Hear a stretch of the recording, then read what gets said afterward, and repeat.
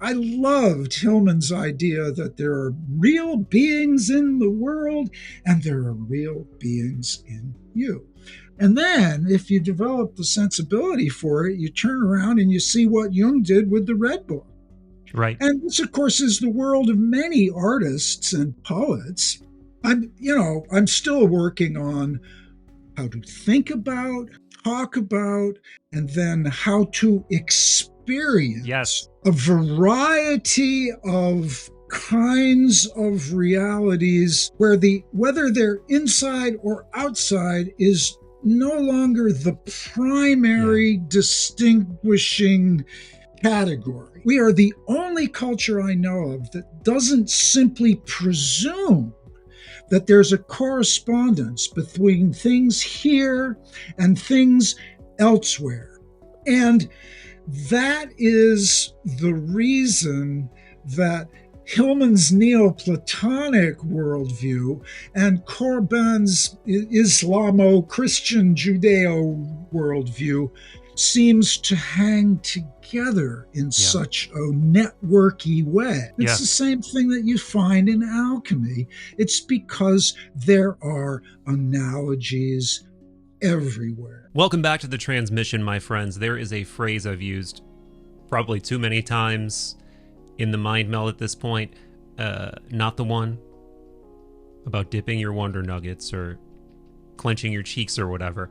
Mundus imaginalis, a Latin phrase that points to this idea that there is an imaginal realm, an imaginal world that, though different, is very real in its own whimsical, mythopoetic, visionary way. So yeah, I love that phrase, and I first heard it used by Jung, just assumed that that's where it came from, but it turns out it's actually coined by Henry Corbin, a really brilliant author and scholar and friend of Jung's, who is a mythopoetic genius in his own right. I'm really just starting to dive into his work, and it turns out Corbin also inspired another of my biggest influences, James Hillman, psychologist, student of Jung's, author and founder of archetypal psychology.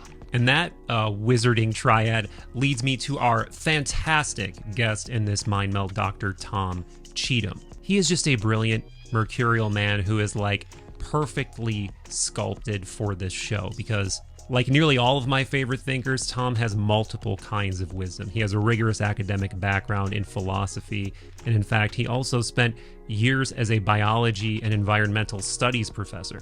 But even with all of that technical and empirical expertise, that belly full of Western education, he still thirsted for something more, for the mystery. And the mystery came for him in the form of the aforementioned James Hillman, and then eventually Jung, and especially Henry Corbin. And since then, Tom has become increasingly, I think it's fair to say, obsessed with this mundus imaginalis. That obsession has taken the form of 5 books, including All the World and Icon, Imaginal, Love, and several others. Hundreds of podcast episodes. He's also currently teaching small classes. I just want to say I have so much respect for this man and his intellect, but also his candor, his disposition. He is so much fun to talk to. He's absolutely bursting with mirth, and I think that is a sufficient introduction, my friends. All the links that you're going to need to learn more about Dr. Tom Cheetham and his work are in the description. Same for Third Eye Drops. Please do me a favor, my friends. Tickle that algorithm with a like, a sub, a comment, a share. Make sure you turn on that bell icon. All of it is of the utmost importance. We have also got a girthy back catalog with hundreds of mind melds. Most of them are audio only, so if you want to hear those conversations with brilliant beings, do subscribe to Third Eye Drops wherever you listen to podcasts. And if you would like to go deeper, support the show, but also enter the Wonder Lodge, get fully initiated into all of our mysteries, meaning join a book club, patron-only Discord server, monthly Zoom hangs, physical rewards like stickers, pins, shirts, and more, join up over at patreon.com/Third Eye Drops. And with that, my friends, let's meld minds with the wonderful, wise, and whimsical Dr. Tom Cheetham. Tom, I am truly elated to have you in the Mind Meld because I'm always looking for people that have a unique kind of wisdom or this sort of like multi-dimensional mercurial kind of wisdom that is unique. And you, my friend, are this person. So I think I really truly think that you're one of the most tailor-made guests for the show possible. So I'm really Well, excited. that's lovely to hear. I hope it turns out to be true. We'll see what happens. Well, I'm happy to be here. thank you. And thank you for being here. And just to give you and everyone listening an idea of why, I mean, I just mentioned I listened to your Essentia Foundation interview. And, within the first few minutes, I'm hearing Jung, I'm hearing Hillman, I'm hearing you talk about Eric Davis, I'm hearing you talk about Kripal, I'm hearing you talk like mention Sufi mystics and Neoplatonists. And I'm just like, okay. And then also the fact that I really truly value that you have a rigorous traditional um, Western education as well as a biologist and in complex systems, because I Hmm. think all of that is just incredibly important to round out personal philosophy and wisdom. So that's why I'm excited in a nutshell. Okay. Okay. We seem to be, yeah, we seem to be more or less on the same page. And well, so let's go for it. Yeah. Do whatever you want. We'll see what happens. Well, why don't we start with Hillman, because Hillman was massively influential for me as well. Like I've probably talked about Soul's Code and a number of his lectures. It's up there. I mean, it's up there in terms of the things that I regularly mention on this show, because in terms of like having some sort of mythopoetic sense making apparatus that feels like it has fangs, like feels like it can really sink its teeth into your psyche in a way that's like that's like it turns up the mystery on reality, but in a Yeah. way that feels like it resonates with reality, not in some far flung metaphysical way that you can't figure out how to interact with, but it's like, oh, my psyche is directly participating in and mediating this mystery. And I mean, yeah, I could go on, but for me, Soul's Code really reopened that door for me, really led to a multi-year deep dive into Platonism and Neoplatonism that I'm still doing, and so Okay. many other things. And it seems like, and I heard you say in that Essentia Foundation interview that it was Hillman who really did it for you, but I don't think you mentioned which book it was. Do you recall which book it was? Yeah, yeah. I mean, one thing you got to watch with me, especially, well, I was going to say especially as I get older, but I'm not sure that's. Don't let me go on too long about me. Oh no, by all but, means. but so yeah, I'm stoppable at any moment. But what you just said about the effect of Hillman on you, I was trying to track that in my own memory because it was a while ago now, and I can tell you exactly when it was. It was in the summer of 1990. And the context, it might be interesting. So, but if it isn't, you can stop me. So, as an undergraduate, I was as screwed up as anybody, who's an undergraduate, in every possible way, and yet I gravitated towards philosophy, and I was a reasonably decent student of philosophy because it's a kind of a disease, people who like philosophy, and I'm not cured of it, but I now know how to stay healthy. But I tried to go to graduate school in philosophy two different times and didn't finish either time. And and then I went into the sciences like 10 years after I graduated from undergraduate, and I went into the sciences, and that worked beautifully for quite a number of years. But since I gravitate between the material and the abstract, I was in biology and I was in field biology and taxonomy, and I was really into that stuff. But I also loved the abstractions, and so I ended up playing around in theoretical biology and learning to code and computers and all that. So I was at the first of the Santa Fe Institute summer schools in complex systems theory for various reasons, which was really fantastic. And but so the best parts of me had yet to be discovered. I had the philosophy, and I'd worked as a carpenter for 10 years, and then I had biology, which is great, which is super important. I mean, to yeah, that was foundational, literally and figuratively for me. But then I was off into complex systems theory, which is also fantastic. And because I was in Santa Fe, I went into a bookstore, and there was this book, A Blue Fire. Yeah. And that's a cool name. I thought, Blue Fire. Whoa, cool name. At this point, my own personal life starts to get very alchemical, though I had no idea what was going on at the time. So I picked up A Blue Fire, which is Tom Moore's collection of Hillman's Mm-hmm. writings. And I didn't immediately look at it. After I got back home, one day I flipped it open. And I mean, it was within a few pages, I thought, oh my God, this is what I've been looking for all my life. I was 38 in 1990, and I just thought, holy shit. And what you were saying about Hillman, it was like that. That, oh my God, this has got everything. It's got abstraction, it's got Platonism, it's got Mm-hmm. colors and sounds, and I Yeah. had never really. I mean, went to school in the 60s and 70s, and so I was aware of Jung, but I didn't didn't connect at the time.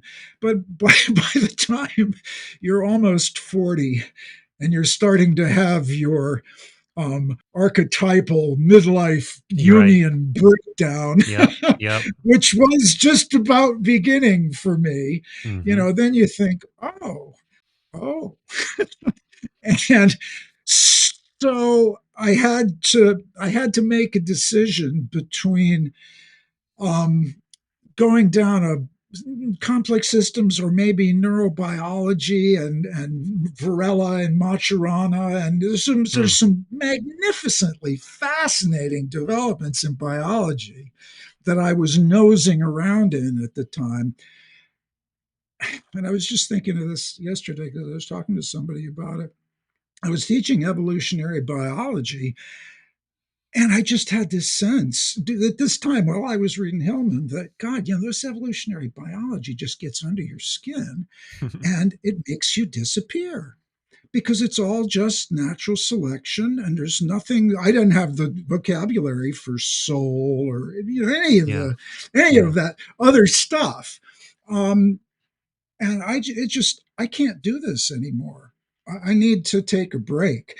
And that's when I just started focusing on Hillman, which worked for me. And so the rest of the story, just to get the little package, I read nothing but Hillman for like maybe 2 years. It's hard to remember. It was a long Yeah. time ago. I was just so totally into it. And I realized that he had what amounted to an ecology of mind Mm. full of animals and plants and anything else. And alchemy, that was all new to me. And the one of the things that stays with me decades later is that one of the things that really attracted me, and I fell in love with biology. It was a transformative moment, and I could tell you about it, but I won't right now. I just fell in love with biology, and what I fell in love with was diversity. That puts it that's the word to use. But everywhere you look, there's different stuff. How many plants? How many insects? How many? Mm-hmm. Oh my God, I loved that. And you have the same thing in Hillman. You eventually catch on to the fact that every time he touches something, it kind of explodes into 9,000 different things, Yeah. you know? Oh, well, let's if we look at what's the one that he wrote for business people, Kinds of Power, Right. which Yeah. That's one I haven't read, but yeah. I read that fairly late in my perusal of Hillman, but that's perfect. He said, let's look at power. And he takes it apart. And it's like, Oh my God, he does that with everything. So, so that was the part of Hillman that meshed so beautifully with many of the things that I loved about studying the natural world as a natural scientist, biology, geology, whatever, physics. Um, anyway, so I stayed with Hillman for at least a couple of years, reading nothing but Hillman as intensely as I could, and then I into his. I think it was the Thought of the Heart, which was an Eranos lecture in '81 or something like Hmm. that, and that's where he mentions Henri Corbin. Right in the beginning of that essay, he says, "Oh, if you really want to know about imagination, this is the guy." Yeah. And that was probably '92 and no internet or anything. So okay, I'll take a look at this Henri Corbin, because if my hero loves him as much as he obviously does and thinks this is like the pinnacle of imagination. So I got a copy of his Corbin's book on Ibn Arabi, and I opened it up and I did like a triple take. And I kept that triple take going for a couple of decades, because with my secular, scientific, skeptical background, Yeah. I could do Hillman. But this guy was talking about angels and the Bible and Moses and Muhammad, and geez, no. So I'd read a few pages and then poof. And then I'd think, but it's beautiful. And I Hmm. still can't Hmm. really explain it. I did not choose Corbin. Corbin was somehow chosen for Yeah. me, and it was not love at first sight. It was really divided. I Yeah. can't do this shit. I can't do ain't no. And that book, though, it's still to me the best thing to read by Okay. Corbin. Um, it's not easy, because the other thing is he assumes that you know everything about everything in his Yeah. little Right. world of scholarship. He assumes you know the history of Western Christianity and philosophy, and that you know the history of Islamic. Well, he's sort of throwing a sop to people that he knows don't understand the Islamic tradition. So he's a little. So I screwed back and forth with Corbin for quite a while, being really at a loss to figure out where he was standing. And then somewhere early on, I was reading about Corbin, and I discovered that he was the first French translator of Heidegger. Mm. At which point, I was just hooked, because back in my undergraduate days, well, if you were in philosophy, you had to be a Heideggerian, or at least a German, and I Hmm. had those kinds of silly ideas. We could, yeah. And I thought, wait a minute, what is Yeah. this? You know? And I thought, okay, I have to know, and this now has become sort of formulaic, but it's how I put it to myself at first. Where on earth is this guy standing, that he knows all these things? What kind of a position in the world of whatever allows you to be fluent in Zoroastrian angelology, Heidegger, and come to find out all of modern Western thought? You know, Hmm. I mean, what the hell? And then to impress James Hillman to such a degree that it's obvious that Hillman thinks this guy is the pinnacle of the imaginal realities of things. And so I spent 30 years screwing around with Corbin and Hillman and things that come at Yeah. you from doing that. That's Yeah. that's the short story. Yeah. Well, yeah, and that's such a relatable rabbit hole for me personally, because though I was never a scientist, I think any thinking person grows up and they start questioning the power structures around them, the belief systems of people around them. Like, why do people believe in this God? Like, why do people believe in this political party? And then if you continue poking, you start to come in contact with thinkers who make you realize that there are more sophisticated ways to think about spirit, to think about the divine, that are not as top down and dogmatic and systematized, but no one's going to serve it up to you unless you go looking for it. And for me, like, for me also, taking a bunch of philosophy classes in undergraduate and philosophy of religion classes started opening those doors. And I had a really cool professor who, was like, hey, read Be Here Now, who was not afraid to tell us that an LSD trip changed his life. And that was fairly racy for when I was in Yeah, school in the like the aught 2000. Did I say high school? I meant college in the aught yeah, 2000s. yeah, And but then that starts opening your mind, and you start thinking, you're like finding out about Jung, finding out about Robert Anton Wilson was another huge one for me. Ram Dass, of course, but and then you start realizing, oh, there's this whole history of Western esotericism, of depth psychology, of all of these new ways of trying to like square the circle, or the unique spirit psycho spiritual problems of modern man. And yeah, it just opens up so much. But with Hillman in particular, uh I guess we haven't quite said this, but he does seem to have some kind of line, right? Like there's a line he's not willing to go beyond, but he implies a lot. He really yeah. takes seriously that, like, from my memory at least, in reading Soul's Code multiple times, he really seems to be taking the metaphysical proposition of the personal daimon seriously, for Mm, instance. mm. And then you start looking, and he does go back into like Plato's Republic and talk about the origins of that idea, um, and get somewhat at least into the history of how pervasive this idea was at some point, that we all come into being with some sort of intermediary spirit or guide or extension of the divine. And you wonder how you can have this line but also take that seriously. And I'm just like you, my friend, where I can't stop just at the personal psychological. I needed to go deeper as well, because I think logically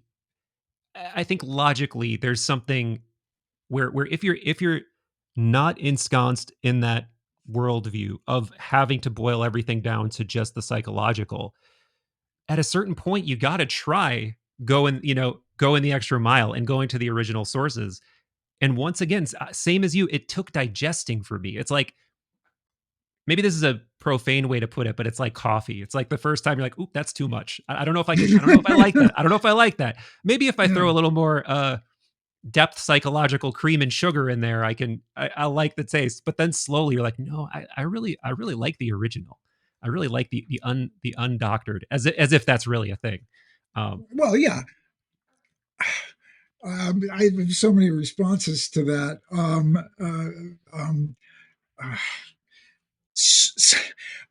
some of that absolutely resonates with me, but I think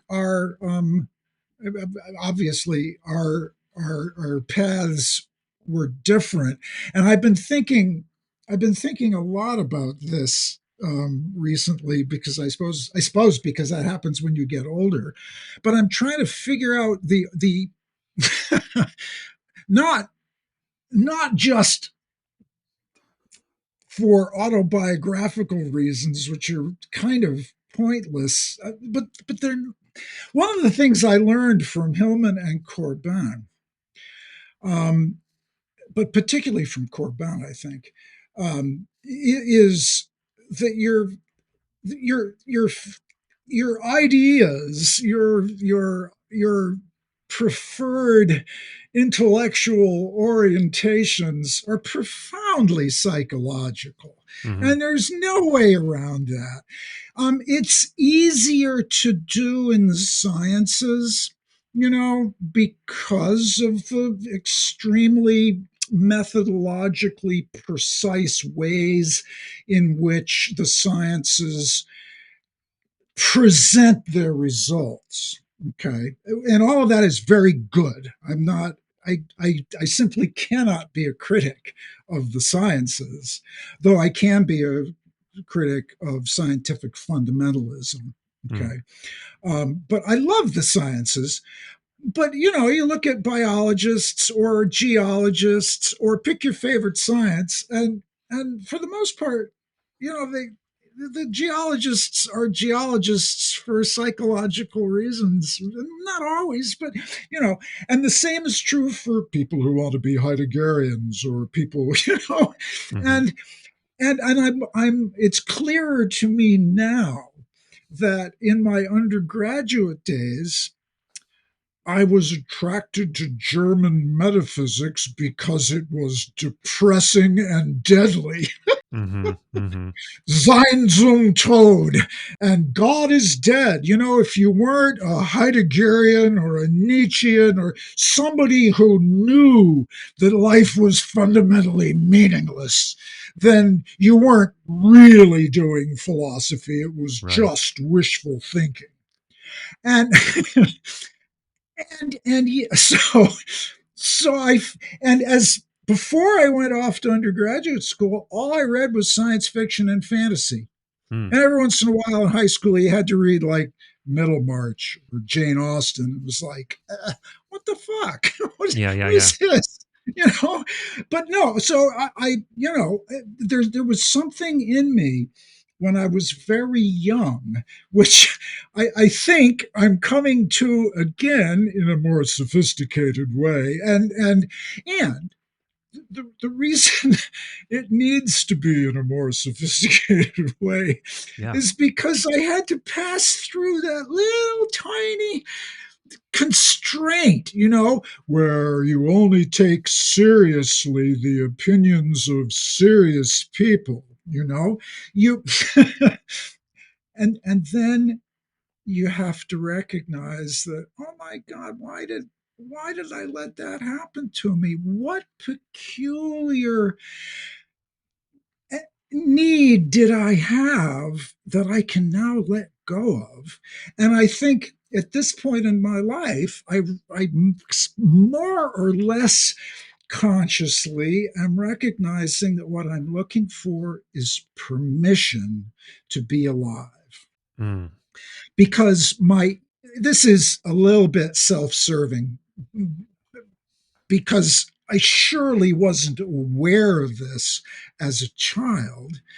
But if you're immersed in natural history, which I was as a child, and science fiction, what you're longing for, I think, is anything that breaks you out of everydayness. Right, right. Very Yeah. Heideggerian. Anything you think, whoa, this could be really cool. And then you're told, no, no, no, that's not real. Well, no, it must be real. And then, you like like Christopher Robin, you go off to school and you leave Pooh and the gang in their forest, and because that was all just bullshit, And then you grow up and become serious and watch Yeah. people die because they do. And this isn't returning to a happy place; it's getting your life back.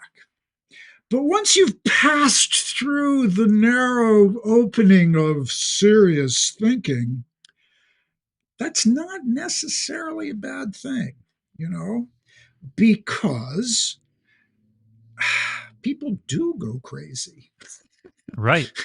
and they do lose their minds, and it is possible to to go completely crazy and lose connection with reality. And there's a very fine line Yeah. be- between, oh gosh, I don't know, since Heidegger's in the back of my mind, I guess I'll borrow one of his phrases, one of his words, eh, which bothers me. There's authentic. Yeah, I don't even like using that because I don't want those guys coming with me. No, stay away. There's there are kinds, and that's from Hillman, not Yeah, yeah. kind, but kinds of relationships with reality that are available to us as human beings. Yeah. And many of them are rabbit holes that we probably shouldn't enter. And it's very hard to sniff those out. And it's very hard to develop some kind of discernment for the really maddening reason that I don't think there are any general rules for doing it. And I kind of got that from Corbin and his Gnosticism, Mm. which we could talk about, but I'll Yeah. pause for a minute. Yeah, I would love to go down the general Gnosticism rabbit hole. But while we're broaching this topic of reality and different maps of reality, that I just always feel like that's such a fertile ground because I think I know where you generally stand or lean on this question. But I think for anybody who's entertaining metaphysical ideas or looking for spiritual trajectory, even, not even if they're going to belong to X, Y, or Z, well structured faith, that's a really important question is how do you ascertain reality? How do you keep your head on somewhat straight while still being open minded? Is there a ideal map? Is there an outline of a map? Or do we try to break the maps and try to get to some fundamental level of reality that's beyond a sort of like Kantian subject object? We're just trapped in our own Yeah, yeah. POV. Yeah, yeah, no, yeah. Uh, and I mean, I think I've already let the audience knows where I stand. I talk about being a Platonist or Neoplatonist pretty often, which entails a certain level of physical real or philosophical realism at the end of the day. But Mm. how do you approach that or broach that Yeah, with yeah, students? so for the last, I mean, I wrote a few books for years, and so that Yes. was me trying to explain things to myself. And then marvelously, people liked the books, but it was always me talking to myself. And I haven't written anything in a long time because I think that kind of processing is simply not appropriate right now. And so I've been talking instead and Hmm. doing classes online to self-selected people who will put up with whatever it is that I do for long enough, for me to get it out. And that's been, you know, that's been really important for me. And I love the fact that it's been slightly important to others too. Um, but the point I'm making is that I think I finally have a kind of answer to that. And it isn't, I guess, what I expected because it's a, what is it? I mean, I'm, I'm I'm beginning to, I think, intuit what it's like to split the difference between thinking and feeling. Yeah, yeah, And from a Jungian point of view, I was for most of my life and probably for all of my life, pretty much a thinking type with an underdeveloped feeling function. That seems right to me, more or less, for my life. And so I've been developing my feeling function, and of course you can't think adequately unless you can feel. I mean, the distinction, it's a distinction, but the two things are on a continuum. And yeah, so in answer to that question about how do you know what's real is I don't we'll get to the thinking part of it, but there's three guidelines that sort of came up to me a little while ago, in a didactic way, which is uncharacteristic for me. But suddenly I had to articulate what now I can call the three H's, which is uncharacteristic of me. But I think this is right. It's what I think, that humility, humor, and hospitality mm, as I mean, and those are social virtues. So maybe I'm drawing on Aristotle. I'm partly drawing on Ivan Illich's profound humanity because I mm, learned a lot about being human by reading Ivan Illich. Um, and so it seems to me, I mean, the Ten Commandments could do. I mean, that could do, or the Buddhist, whatever they call them. yeah, It's um, those kinds of guidelines, I have, deep respect for that. And of course, you need it. You need those things. Um, but if you're doing something that takes you down a rabbit hole where it's required in some way, or the upshot of it is that you lose your humility, that's a huge one for me for Yeah. personal, you know, psychological reasons. Yeah. Humor. Wow. I mean, all those years with Nietzsche and Heidegger and Hegel and all those Yeah. German philosophers, as great as they might be for some people, God damn, that was bad for me. You know, I footnote. I remember, and it must have been in 75 or 76, like, a couple of years after I graduated, and I saw a photograph of Heidegger with his wife and children skiing, and it was more than I could have. I just, oh my God, he has a family and Yeah. children and a wife. Dasein actually is a human being. It just totally floored me. I was so screwed up. Yeah. you know, no humor, no, yeah. I mean, it was just so bad, so bad. So humor and humility, that's like really big. And then you learn this along the way, and I learned it, I mean, from Illich and from feminist theology and feminist thinkers and from personal experience. People, Yeah. hospitality, man. And you learn that, you can learn the metaphysics and the spiritual aspects of that from Henry Corbin's book on Ibn Arabi. Um, but the ability, everything that's implied in the term hospitality. And I'm not particularly good at that actually, but I'm working on it. And so those for me are metaphysical and philosophical cornerstones.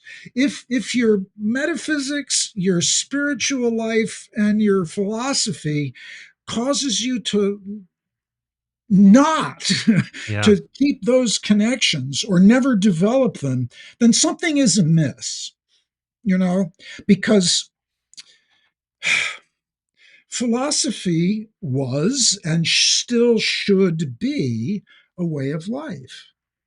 And Yes. a way of life, I don't know what those categories are generally. So, I mean, in psychological, I mean, but each of them shows something about a human person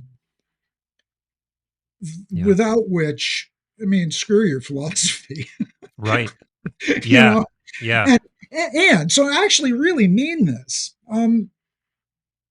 Let, maybe we should break, but here comes animism and here comes Corbin's angels. Yeah. Because, Please. Let's go okay, there. Yeah. so you could do this from a Neoplatonic point of view, and let's keep me out of it for a little bit and Please. bring Hillman and Okay. Corbin in. All Okay. right. Okay. So I learned slowly over the years from Hillman and Jung, who I eventually, became Mm-hmm. fairly familiar with. Um, and that's a fascinating trio, as Jung, Hillman, and Corbin.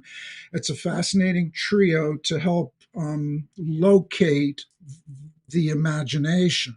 Yeah. Yeah. Yeah. I'm, Yeah, Jung I'm, is actually, sorry to interrupt. I was going to say Jung is how I knew about mundus imaginalis, but then then I learned, oh, that actually comes from Corbin, not Jung. So yeah. and yeah, let's do that for just a second. I mean, I have the deepest, profoundest respect for Jung. I mean, he wrote so much and was so brilliant and multifaceted that sure there's bad stuff and crazy stuff, and actually I like the crazy stuff the Yeah, best. me too. So whatever Jung you want you can find. But man, I mean, he worked with psychotics, and then he started to go psychotic, Hmm. and he saw it happening and he thought, this could be a problem. And he said, well, guess I'll see what happens and I'll bring my critical faculties with me. And there's that extraordinary moment, which I haven't read in decades, but I guess it's in Memories, Dreams, and Reflections, where he says, well, and then I let myself drop.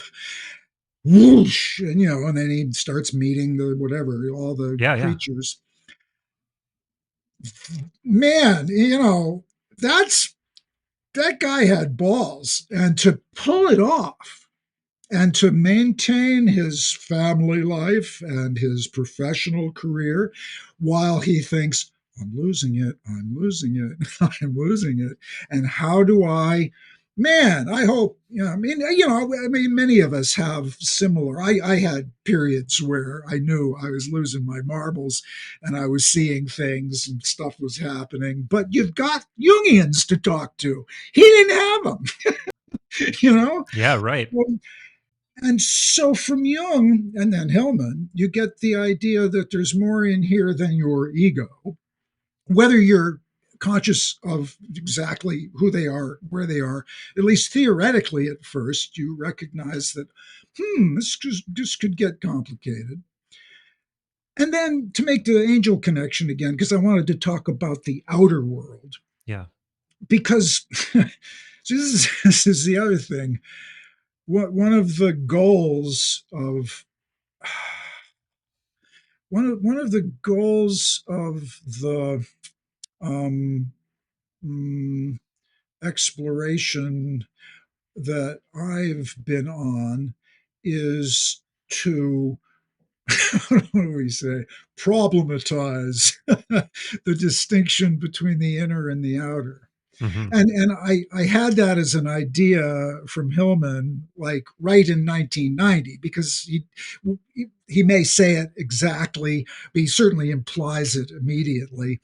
And my one of the manifestations of my various neuroses, and I think this echoes with an awful lot of people because I think it's not uncommon, is that sometimes or always you feel trapped inside your own head.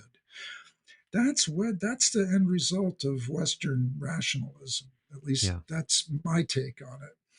And so that want, either explicitly or implicitly, consciously or unconsciously, man, if that wall would just go away.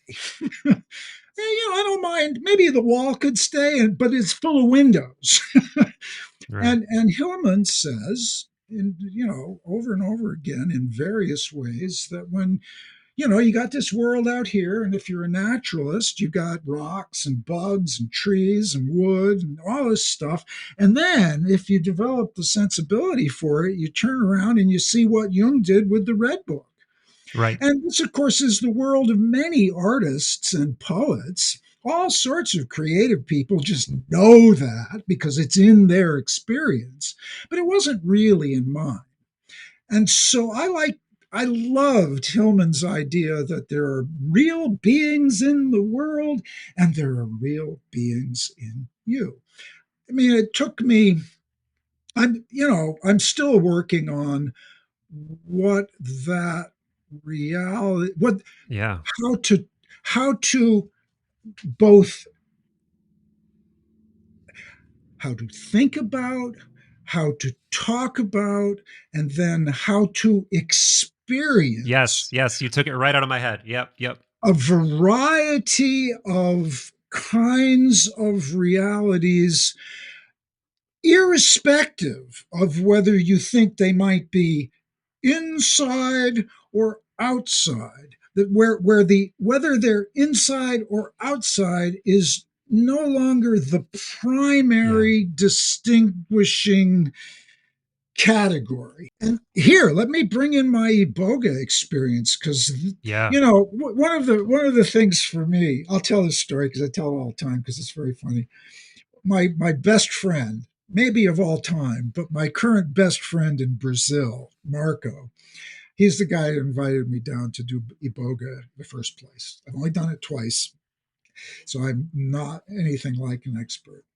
So I can't say it's a fucking incredibly intense experience. Well, Um, and just to pause to give people some context, yeah, I think you said in the other interview, this was this your first experience with vision with I mean iboga? Did you go straight to iboga? See Well, that's correct. That's correct. Oh, not go ahead. yeah, not exactly, because a couple of years earlier, I had tried some mushrooms, some Okay, okay, psilocybe, and it was kind of nice. It was pretty sweet. I had a really nice couple hours watching the sun go down, and I thought, well, that's fun because I'd never done it in the '60s. okay. Um, I mean, I was just floating, and it was Yeah, all over yeah. the dorm. You could have anything you wanted. Somehow I subliminally knew I wasn't strong enough for that. Hmm. I managed to screw myself really badly just with hashish, but we don't have to go there Oh now. yeah, yeah, yeah, yeah, Yeah, yeah, you can really do yourself damage by doing yeah. hashish every day for 3 months. It's not a good idea. Partly because of that, and partly because I had a modicum of sensibility. I never did any psychedelics back then. But by the time I was 70, I thought, yeah, I've seen all sorts of really bad psychic trauma. And I can probably be okay, even if I have, the mother of all bad trips. I'll probably be okay. So I did a little psilocybin and it was fine. And so then, of course, because I'm that kind of guy, I grew about 2 pounds of the stuff, which was really fun. I was Allegedly. covered with mushrooms. And so a few times I took, first I took a little, then I took more, I took like 5.5 grams Yeah, of yeah. dried Okay. mushrooms. All right. So you've I been thought, there. You've been there. yeah, Yeah. so, Okay. well, no, it was really weird because like this must be enough. And I was just laying in my chair at night and, things would happen, but it was like, well, this is okay, but it makes me feel kind of sick in the morning. And, um, Hmm. so I just did. I was talking to somebody yesterday who, for the first experience he ever had with psychedelics, was some mushrooms, and his ego dissolved, and it's just a transfer. I didn't have that. I Okay. just I thought, oh, now I know where all the Grateful Dead posters came from, because you get the patterns. It's like, oh, okay, this is cool. And the plants across the room are visiting me. But it wasn't, it was like, oh, is that all? I have a good friend who's an ayahuasca maven, and she said, well, Tom, you were doing it recreationally. If you'd done it in a ritual setting, it might have been different. And she is not wrong about that. But I'd given that up. Anyway, then Marco, who's been in a couple of my classes and he's looked at my books and whatnot, he didn't tell me until I'd been down there and done the Iboga, but he said, yeah, I listened to you and I read your stuff and I thought, he doesn't know what he's talking about. I got to get him down here and actually have an altered state. He doesn't know what the imaginal realm is. Well, of course, he was totally right. Wow. I mean, in a sense, he was totally right. I could give you a long, boring story about visions and weird quasi psychotic episodes and dreams and all, yeah, but nothing really transformative. Right. And this is when I go back to that narrow passageway through German metaphysics. I think that ended up how would you say, strengthening all of my defenses. Hmm. Maybe this will be useful for people. I'm a little bored telling this story, but people seem to find it potentially useful in their own lives. So he said, "Do you want to come down, take Iboga?" And I told my ayahuasca friend, and she said, "Oh no, people die taking Iboga. You shouldn't do that." And then I said, "Well, the guy who's doing it is actually, was in Gabon for 15 years," and she said, "Well, maybe it'll be okay." So I went down. And I trust Marco. Anyway, short story. Um, a really short story. The point I'm trying to make is the first time I went down there, and it's the way they do it in this particular Brazilian adaptation of the Gabonese Bwiti religion. It's a 4-day ceremony. You go to Gabon, it's more so. Okay. Okay. But for the Yeah. white people, they back off a little bit. But it's still, in my experience, uh, so, I'm a white guy from New England and I lived through the 60s and saw those crazy people. And I have kind of an antipathy for crazy people with feathers from the 60s. Oh But yeah, this yeah. was the whole deal. Everybody's dressed up with Hmm. their their stuff, and it's a real ritual. And I got I had to go in the river and get beaten with vegetation, and this is all news to me. And I was down there. You can cut this whole thing if you don't like it. No, no, no. This is But great. I was down there and I thought, man, we just cut all this shit. Let's just get to the drug, right? Because, yeah. And it went on for days. And I thought we were going to go do this thing. And I thought it was going to involve drugs, but it wasn't. It was just a damn sweat lodge. And, you know, and so when I finally took the iboga, what I will now call the sacred plant, she didn't like me very much. Mm, And not very much happened. But in ways that I could articulate but won't bother now, I began to see that, I'm nothing but resistances. I'm just nothing. mm, I'm built entirely of resistances. yeah. And then more stories. And then we finally get to the final group thing. And I'm not much of a talk about hospitality. I'm a little uncomfortable in groups of people. All of a sudden I just started crying. And I had these five women who had independently over the 4 days just been nice to me. And all of a sudden, the importance of that just, in a way that I can only call, because that's my background, ontological and spiritual. And I'd never had anything like that. It was actually kind of subtle. Nobody came Mm, down with a bell or hit me with a hammer. I didn't have any visions. It was just like, wow. man, it's like the feminine ground of reality. Just kind of, I got a little touch of that. And I wept for maybe 10 minutes, and that changed my life. So I went down again thinking, okay, I got to finish this. So I went down again thinking, okay, now I'm going down there and I see that I was all resistances, all sorts of bullshit. This time I'm going down, going to strip naked for the bath, going to do the whole thing. And I actually it was pretty good. I was my most of my stupid resistances were pretty much dissolved, and I actually had some very nice experiences. but but still, she didn't. She wanted the plant medicine wanted me to get cleaned up. So I had 36 of the most wretched, miserable hours of my life, Hmm. vomiting and feeling Yeah. awful. And here's the part that to the intellect in me is the most interesting and important. This was real work done at the somatic level, Yeah. which was I, which was simultaneously somatic, psychic, and spiritual. If I Hmm. had to say where most of it was done, I would say somatic. Yeah. But those distinctions really weren't that important. So I had this horrible experience. I look up at the shaman, the Nima, and oh God, this is so awful. And he's beaming down at me and looking at my vomit and saying, "Oh no, this is wonderful. Congratulations." Wow. And I thought, oh, okay. And then he was totally right. There was all this work, all this really dark, miserable that I couldn't have done that. I don't know how that could have been done in another way. Yeah. I don't, man.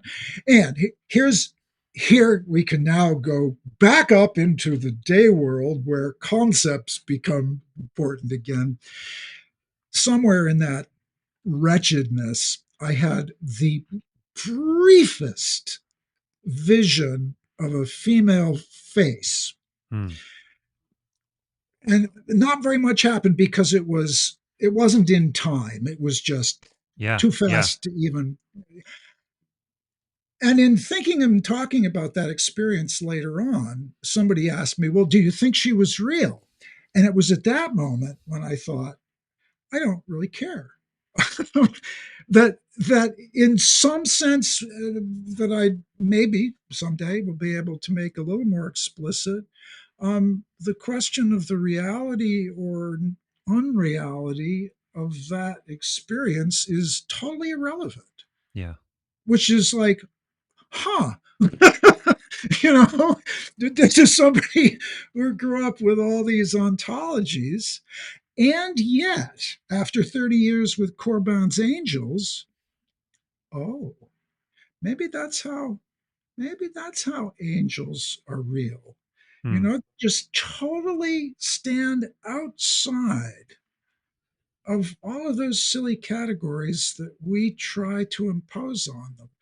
Are you real or are you not real? They don't give a shit. Right. you, you know, and Yeah. at least in that one instance, that's not a relevant question. That's transformative, let alone Yeah. the, yeah. So intellectually, that's just, oh shit. That means, oh man, I got a lot of work to do here. This Oh is yeah. really interesting. And look, so I don't live in those experiences very much, like 0.00 percentage of my life.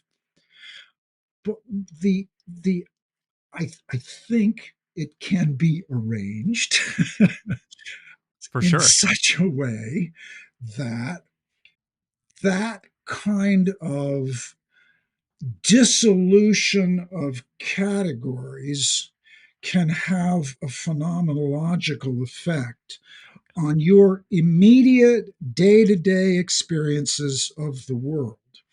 Somebody like me who's been stuck in his brain for, or whatever you want to call it, all his life, might have a chance now at being in this kind of place that so many poets and artists naturally inhabit, I think. You Yeah. see? Yeah. Yeah. Oh yeah. Yeah. You're speaking to so many things that are so powerful and so are just so juicy. And I think in some ways it's a huge blessing for someone like you to have these experiences after a lifetime of traditional education and bathing in philosophy, because it's, it really makes me think more of the way initiatory and esoteric wisdom was probably dispensed in the ancient world through mystery traditions. Like, you got initiated when the time was right, when the soil of your psyche was tilled so that you could receive that transmission in a way that you could then make some level of sense of. And we can speculate about, what was happening at the Temple of Eleusis and all these other places where people purported to see the goddess. But one of the things that's, you know, really clear to me from reading Plato and Neoplatonism is there's always this wisdom that truly exists, but that is at the same time personally accessible through a phenomenologically real experience that you experience in a way that is like, to steal John Vervacky's word, who I saw that you had a discussion with but didn't get a chance to listen to, in like a transjective way where it makes higher and lower, inside, outside, all of these distinctions disappear, and all of these boundaries that you thought were solid and there in your waking subject object reality, it just, think about something as simple as like talking about psilocybin. I consistently with psilocybin have synesthesia. Like, oh, I'm Mm. not supposed to be able to see colors, but or I'm sorry, Yeah, yeah, hear and see colors, but whoop, there they are. It seems to happen. It's like, well, that's not supposed to be real, and like the rational mind makes up barriers there to make that less real or more real. But when you're in these experiences, they're just real and they're just happening. And they only yeah. become less real by trying to reapply the consensus reality, quote unquote, daily model of reality back onto them and language them and do things that fundamentally harm the theomania of it all, like the Mm. divine madness that you were in of like co-participation with archetypal beings or angels or yeah, or yeah, daimons or gods or yeah. whatever you want to call them. Um, and on that note, we go a couple ways from here, but I am curious about the distinction between like Corbin's angels that you're talking about and the maps that I'm a little more familiar with, like the Platonic and Greek notion of there being this realm of nous, of mind, that is populated by daimones, Mm. archetypal deities, gods, if you want to use that word. Is it all the same, or is there some specific Ooh, distinction between like Corban's angels and these oh other boy. ideas? Yeah, no, that's And when I say the um, same, I mean I yeah, respect that yeah, there's like the same as the same way like you're looking under a microscope at many different rocks, you know, like that there are just a panoply, a rainforest of psychic reality out there that we don't normally yeah, have direct access to, but can under the right circumstances. yeah, and yes, and I know you don't mean the same that Yeah, way, yeah. but for our listeners, I mean the warning I think that we both are immediately aware of is the mistake of translating um, uh, concepts and categories that apply in the public world to these realms. Yeah, yeah, I yeah. mean, you would say, is that the same as this? Right. But it's somehow not appropriate, or it's it's a much more complicated question to answer whether Corbin's angels are the same Mhm. as Mhm. Neoplatonic, daimones, because same and different are going to mean different things in This is those true. realities, right? Well, I for okay, mean, can I narrow the scope a little bit of the question sure, then? sure, sure, Um because I have an so answer anyway. But yeah, yeah, well, so go so ahead. let's start with this. So when you talk about like the relationship of the individual to their own personal angel, that Yeah, to me sounds indistinguishably similar from like the Platonic notion of the personal daimon, or the notion of the personal daimon that Hillman talks about. Where and Hillman kind of draws this distinction too between like, you know, personal daimon, guardian angel, and genius, kind of like lumps yeah, that archetype yeah. together. Yeah, and so I think that it's perfectly appropriate to compare and contrast, to say that they are the same. Okay, to say that there's a lot of similarity between Corbin's accounts of encountering the angel and Hillman's accounts of the personal daimon. Um, if you go all the way back to what's his Terry lectures, Hillman's um, gosh, what On which subject? I may have seen it, but I'm the not. the first big book that he published, what was that Oh, called? the one about revisioning psychology. Yeah, revisioning Yeah. psychology, which, gosh, I don't read it very often, but it's the one of his books that I've read the most frequently.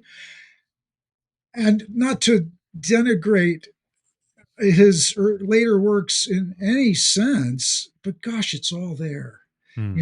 He kind of got it all at Yeah. once, Yeah. and I kind of have a similar experience after exploring Corbin's world for not continuously, but for over a period of 30 years, is that you do get it all at once. Hmm. That is, it comes as a kind of a package. And am I a Corbinian? I mean, I don't know, but what I do know is that when you begin to live in a world of analogies, and analogical connections, whether it's alchemical or, pick your favorite metaphor.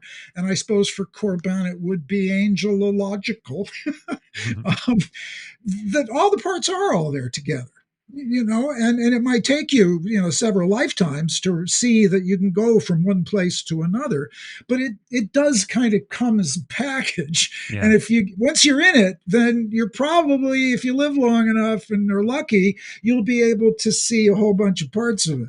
That sounds a little goofy, but No, but it's not. I'm fully following. I'm fully Yeah, following. yeah, it's not a surprise to me when reading revisioning psychology that almost all the themes that he uses later on are incipiently there. Um, and there he's very enthusiastic, although about the angels because they serve for.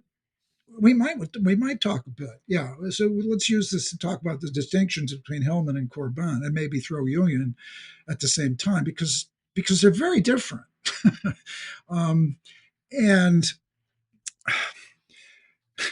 wait, let me see if I can point this into direction. What was your question? It was about the Well, nature of the angels. it was about, yeah, because I'm not as familiar with Korban, but you've Yeah. used the sort of like Korbanian angel, which, you know, I Okay. think maybe a better way to approach it would be just define it however best you think to define it, and probably some contrasting with the popular idea of what an angel is in the Yeah. Hallmark sense would be Yeah, good too. yes, yes, exactly. And it's not much of that, though I suppose that's not unrelated. Um, so one of the ways that I think to articulate Corbin's angelological cosmology, and he's happy to call it that. He says in a late interview, just a year or two before he died, that that he found in Heidegger a way to harmonize hermeneutics with Platonism and the Zoroastrian angelology of the ancient Persians, Hmm. and so Okay. and so so Corbin's got this unique, for sure. I mean, in that, he was the one guy who Yeah. saw I could sort this. of see that in Hegel, maybe. Yeah, yeah, it has that kind of a flavor Yeah. to it, Yeah. that, oh, look at what I see from where I'm standing. Um, because, oh, this is a great thing. And I finally did get confirmation from someone who has seen the manuscript, they've seen the text. When Corbin was translating parts of Heidegger into French in 1930, maybe, or 29. Well, no, it was maybe earlier than that because Being in Time came out in 1927, if I recall. And Hmm. Corbin and all those people at the time, and they started reading Heidegger, And Corbin's copy is glossed in Persian and Arabic. Cool. So he's reading the German because he was Corbin.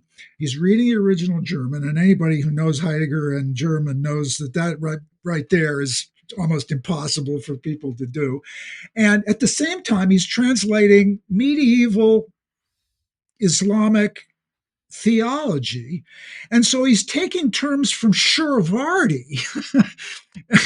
and he's taking Arabic and Persian philosophical, spiritual, mystical terms, and he's putting them in the margins of Being in Time and saying, woo, woo, woo, look at this, Yeah. this is so Yeah. exciting. He was the only person in the universe who was doing that. And this is on top of his long-standing deep familiarity with Christian mysticism and his own mystical experiences, which he was living through as he was making these bizarre connections. Yeah. So you continue that kind of astonishing esoteric eclecticism, and you bring that and you point it at Hillman. Yeah. And so Hillman just says, okay, let's take these angels and stick them inside this crazy Jungian, radical Jungian psychology that I'm trying to make.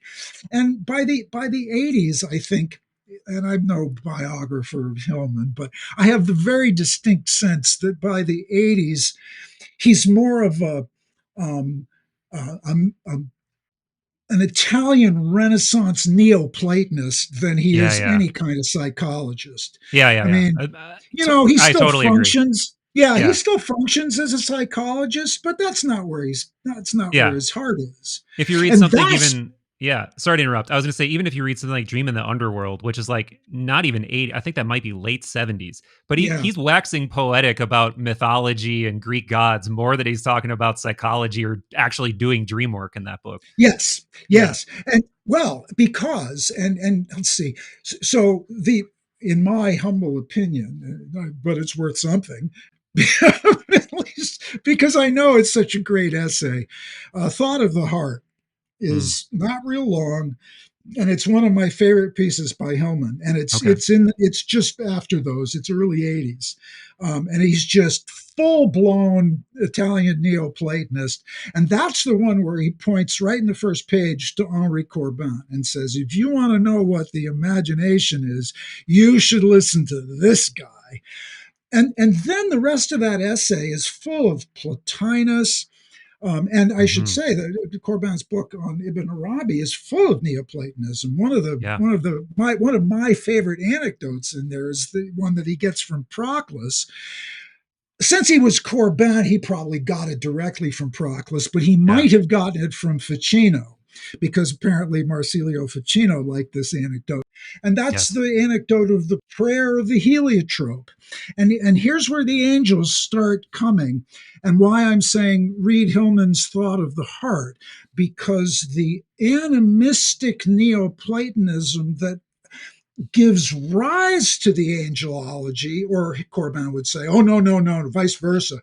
The angels give rise to the animistic cosmology, and that would be true, is visible in this place. And so the prayer of the heliotrope in Proclus is, and I used to be able to quote it, but the heliotrope is a flower that follows the sun through the sky during the day. And Proclus says, well, he's praying to his God, or she, I think, prays to her God insofar as it is possible for a plant to, and it isn't pray, Hmm. sings a Hmm. hymn Hmm. to her God insofar as it is capable for a plant to sing.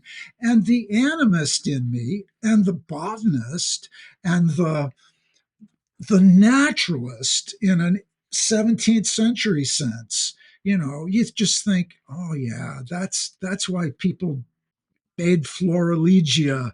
Yeah. That's what draws you into biology in the first place. And my anecdote, I was going to do theoretical physics, and I went back to school, and I was what 30 years old. Okay, I'm going to go back to theoretical physics. We could talk about that, but and we had a summer off, and physics is hard. you Yeah. know and my wife was in agriculture and botany, and she had to make an insect collection, and she said, do you want to help me with my insect collection? I said, sure.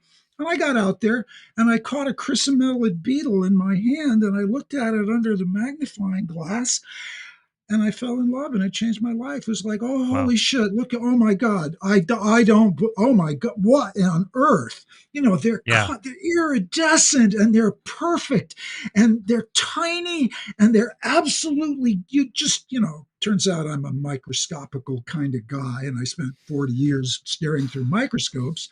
But that's the prayer of the heliotrope. Yes. Yes. Yes. Yes. Now, Yes. Yes. as a 20th century person, you don't go all angel, all logical and animist, but that's the feeling. Yes. You, Yes. you're Do you you're know? then in graduate school. It's then beaten out of you. You Right. know, I wanted to say in my dissertation that something was interesting, and one of my dissertation advisors says, you shouldn't say that. Why not? Well, because your reader might not find it interesting, and you should take all the emotion out of this. Oh Yeah. man, I Right. mean, oh For the god, audio listeners, a very well timed middle finger him with that professor, that dismissive professor impression. but that happens in, it just happens to everybody, except maybe it doesn't happen to people in the fine arts, but I Yeah. worry about them too. You were going to say Yeah. something. No, I just wanted to say I've been on something of a Proclus kick a bit lately, and I love that passage that you're talking about. And he also gives the example of a, is it celiotrope, the moon, like a moon, what Oh selenotrope? yeah, It's one of the two. yeah, yeah, yeah, One of the yeah, two. But yeah. yeah, this idea, and one of the ideas he's getting at is these words that I became aware of fairly recently, Sunthema and Sumbalon, which is Sumbalon is where symbol comes from.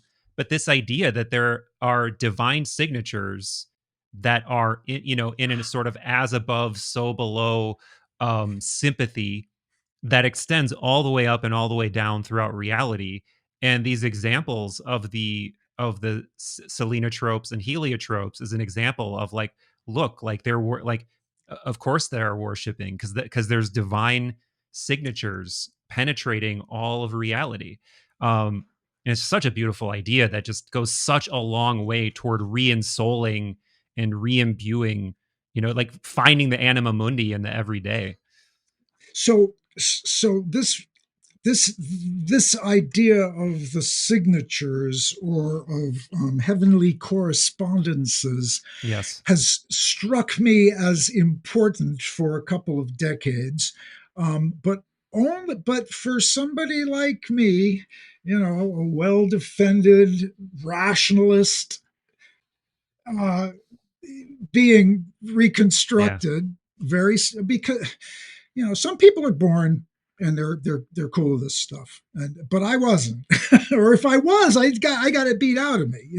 I Hmm. mean, I should say, I think children they're naturally here, and then until they get born into whichever particular culture screws them up, into not being able to see these things. So for decades, I've known that notion of correspondences was important, but I mean, how do you why? I mean, come on, we know that's all not true. And so, part of the long process of giving myself permission to take those ideas seriously so that they can then begin to make my experience of the world richer Yeah. includes a woman named Kaya Silverman, whose books I extremely highly recommend, but in particular one that's maybe 20 years old now. It's called Flesh of My Flesh. Silverman is an art. She's a writer on the arts, and an art historian and a visual studies person, and Mm. I think she's also an artist. And her book, Flesh of My Flesh, is important to me personally for two reasons. One, because she brought to my attention Lou Andrea Salome, and one of the great revelations of my life came in Silverman's book when she's talking about Lou Andrea Salome. But the larger picture that she talks about there is the power of analogy. Mm. Now you find this; it's implicit in Jung and Hillman. Yeah. Okay, uh, alchemy is all analogies. So if you're just immediately, in an alchemy, if alchemy works for you, and it kind of did for me, then it's that kind of universe that we're talking about. But Mm. I need, in addition to that, I need somebody with philosophical chops Yeah. to say, no, actually, this looks like it's medieval, but actually, there's a way that we could understand this as moderns without abandoning being modern. We could re-energize this in ways that are not inconsistent with these other ways of understanding the world that frankly I'm not going to be able to give up. I know too Right. much about science. Yeah. I can set it at a little bit of a distance, but I can't, like the fundamentalists say, that I can't ever say, well, evolution is bullshit. I mean, I know too much, Right. you know. So any retrieval of ancient wisdoms, it could conflict with what I think, but it can't contradict it in stupid ways. Right. Right. Right. Right. Right. Or it's just going to be inaccessible to me Yeah. experientially. So 2 points. One is that everyone should read Kaya Silverman's book, because it's just so god awful brilliant. And then she's got others after that. And the other thing that is now becoming clearer and clearer to me is something that Ivan Illich says, and Illich has been important to me for decades. Um, he was a Catholic priest, but kind of a renegade. They Hmm. didn't kick him out of the church, but they said no, we no, just don't preach, What era was But he in? he became known in the 60s Okay, okay. because he and Jerry Brown, the former governor of California back in the old days. In the 60s, Illich was known as a radical countercultural figure. Interesting. So because he was anti-institutionalist to his core, Hmm. which is That's an funny thing to interesting say. mix. That's an It's a interesting funny thing mix. to Yeah. say about a Catholic Yeah. priest. Illich is, yeah, he's something else. He died 20 years ago, I think. Um, um, but it's too complicated. He's worth an entire lifetime study. But a historian of technology is one way to think about him. And he says somewhere in one of the two books that he did as interviews with a Canadian broadcaster, David Cayley, probably in the second one, which is called Rivers North of the Future, which is a quote from Paul Celan, the poet, Hmm. um, Cool. which says, we modern technological Westerners are the only culture I know of, and he knew them all. We are the only culture I know of that doesn't simply presume that there's a correspondence between things here and things elsewhere. Yeah. We are the only culture, and it's really, really bad for us for lots of reasons. And that always struck me as because I know Illich is good. And if he says something is true, there's an extremely good chance Right. that it's pretty true. And then comes Kaya Silverman, who's talking about the analogical worldview, and I realized that of course, right, correspondences, and that is the reason that Hillman's Neoplatonic worldview and Corbin's Islamo Christian Judeo worldview seems to hang together in Yeah. such a networky way. It's Yeah. the same thing that you find in alchemy. It's because there are analogies everywhere. And that's one way of articulating Illich's worlds of correspondences. And just because it's a fun rant, let's carry that to my favorite footnote in Corbin's book on Ibn Arabi. And here we'll bring in all the Buddhists. He says, I remember well a conversation we had with D.T. Suzuki in 1954 in Ascona at the Aranos conferences. And we asked him what were the relations between Ibn Arabi's angelology and cosmology and Mahayana Buddhism. Hmm. And I can still remember clearly Suzuki grabbing a spoon and saying, "This spoon is now in heaven. We are in paradise now." That's correspondences. Turns out D.T. Suzuki's first contact was with Western thought was Swedenborg. He Hmm. read and translated Swedenborg into Japanese when he was in his Wow. 20s. And Wow. he thought, woo, those Westerners, they're good. Yeah. Little did he know that wasn't exactly representative of Western thought. So Corbin, this peculiar quasi Heideggerian Islamo mystic, sees through D.C. Suzuki's eyes that Mahayana Buddhism, like Swedenborg, is built on a doctrine of correspondences. And Hmm. therefore, they're all kind of in one big happy family. You bring this back to the heliotrope, and Corbin would say, well, see, the only reason that the heliotrope has a Lord to pray to is because all of the structures of reality and all knowledge descends from on high, Yeah. goes all the way down to the bottom where the rocks and the darkness are, and then goes back up. And therefore, everything is connected with everything else. And but that doesn't get us to the relationship between Corbin's angel and the Neoplatonic daimon until we add the peculiarly difficult question of individuation in Yeah, yeah, yeah, yeah. Corbin and Mm. Hillman.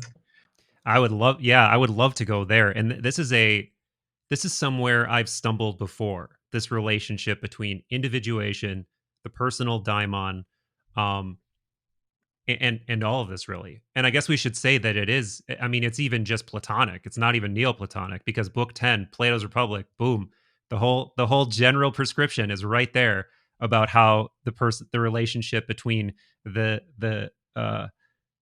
the what's the word I'm looking I'll just say the fleshy you Mm, and the connection between the nous, the other realm, the whatever you want to call it.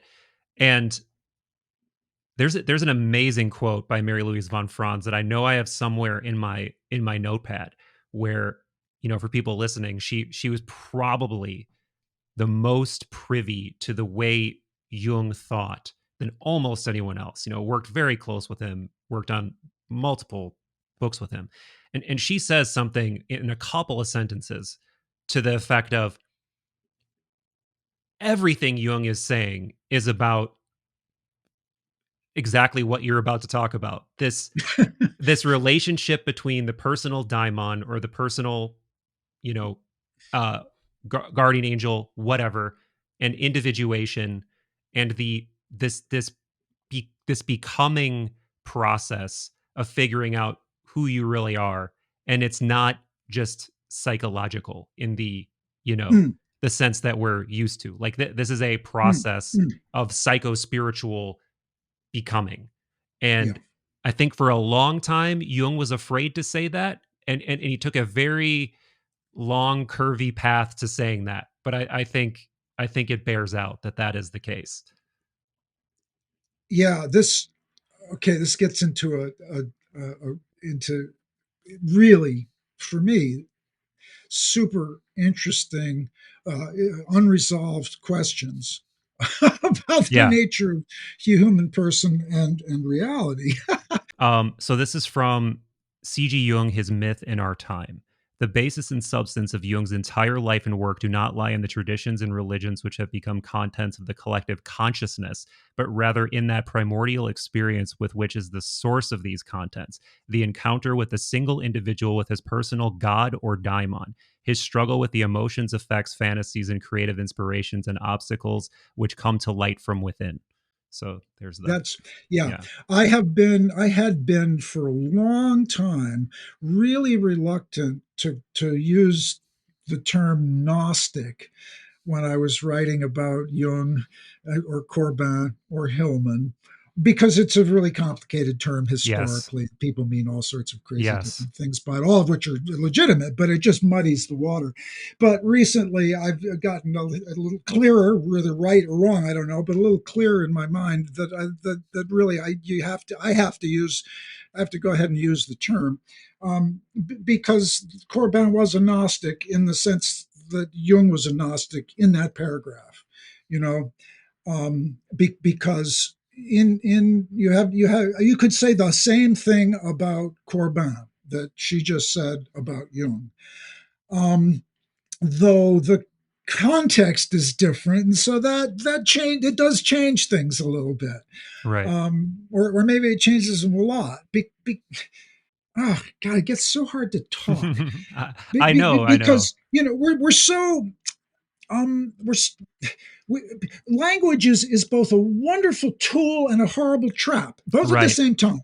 Because you Right. know the words, you can't think it, you can't say it, you can't articulate it, but the words at the same time that they allow you to do that, they have all these meanings that you don't mean. Right, right, right. Yeah, like someone And could easily be like, "Wait a minute, there's famously all these problems between Platonists and Gnostics. yeah, Like and it's no, Plotinus no, that's doesn't not like what I Gnostic." meant. Yeah, right, And exactly. Yes. yeah, and if if you're in the same position as a podcaster, you have absolutely no idea what people are getting from what you're saying. And if you ever teach undergraduates, they come back to you 20 years later and they, oh, Dr. Cheetham, I remember this thing you said. And I said that? No, I never Right. said. Yeah. Oh yeah, Yeah. no, you said it. Changed my life. Well, geez, I'm really sorry I said that. You have no idea. And so talking is difficult. But yeah, so look, Corbin was a monotheist. He never converted to Islam. He was he was super interested in the common core intuitions, as von Franz just said, the core experience of oof, whatever that Yeah. Yeah. is, Yeah. that Yeah. Jung had too, which lies at the heart of all the major monotheisms in his view, which is why he was always interested in the mystical fringes of all of the organized religions, because he was well aware, as was Ivan Illich, that any organized religion is going to go off wrong. It's going to become all legalized because we're human beings. It happens. If you want to set up more than three people, you're going to have rules. And the thing about the Gnostic experience is that you can't be, you can't have it as a result of following rules. The argument would be the rules will point you there. And yeah, right. That you can't have a religion without having some sort of structure. I mean, what things do you guys actually think about reality? So you got to do that, Yeah. unless you're like a Taoist priest or a Zen monk. And that's where, and you're just yourself, and you just, and my own personal, I guess, uh, ideal of, and maybe this fits with Jung too. Was it David Miller, who's a Jungian and a Christian, I believe, anyway, professor of religion. Um, he said, Jesus brought love and got the church, and Jung brought psyche and he got the Jung Institute. Right. Right. I mean, it's just going to happen. And yet, you kind of got to have the church, and you kind of got to have a Jung Institute. You can't have Jungians without it, and yet the Gnostic experience is the freedom from all such constraints.